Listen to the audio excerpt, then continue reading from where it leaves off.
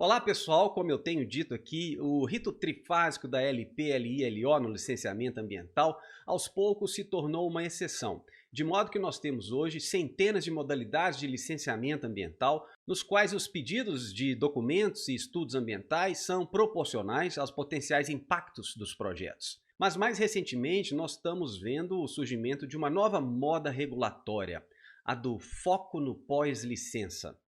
Essa visão distorcida e limitada do licenciamento está sendo construída essencialmente por gestores de órgãos ambientais sucateados e por gurus superficiais da gestão ambiental corporativa. Esses aparentes especialistas, por ignorância ou conveniência, estão promovendo uma grande falácia em torno da licença por adesão e compromisso. Neste novo episódio da série Mitos do Licenciamento Ambiental, eu explico por quê.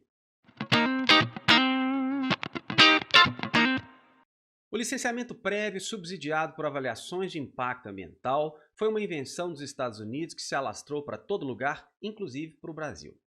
Décadas de estudos sobre a efetividade desse modelo de licenciamento têm revelado que ele ajuda a aprimorar os projetos, deixando-os menos impactantes e, portanto, trazendo benefícios para o meio ambiente e para as comunidades onde os projetos são inseridos.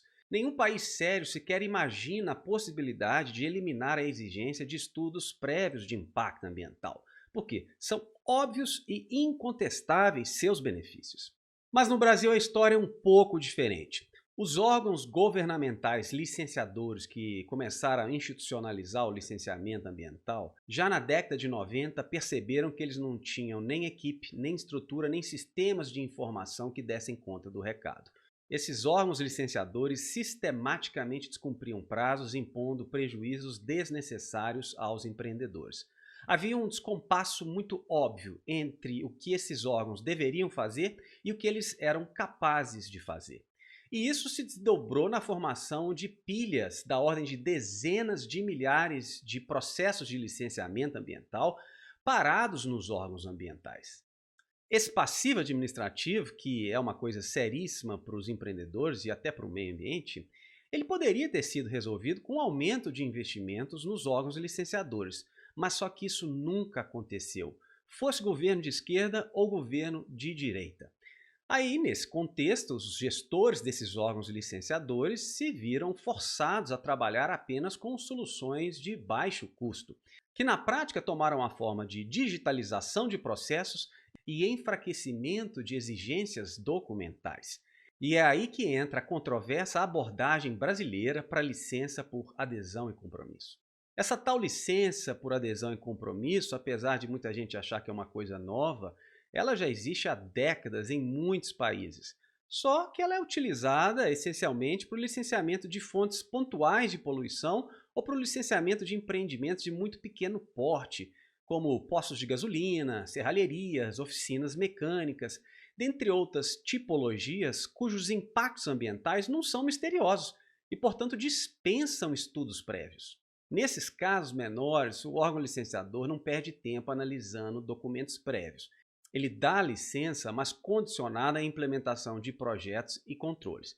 Por isso que se diz que o foco é no pós-licença, porque o Estado atua essencialmente na verificação da implementação desses controles. Só que no Brasil nós começamos a ver, principalmente aí depois da virada do milênio, no amadurecer da época Lula, a aplicação dessa modalidade de licenciamento sem estudos prévios de impacto a projetos que podem ter impactos ambientais significativos. Os grandes incentivadores dessa ousada forma de utilizar a licença por adesão e compromisso foram os próprios órgãos licenciadores, mas com muito apoio da indústria. Porque com isso os órgãos licenciadores começaram a reduzir os seus passivos administrativos, gerando indicadores positivos de eficiência administrativa e reduzindo atritos com empreendedores.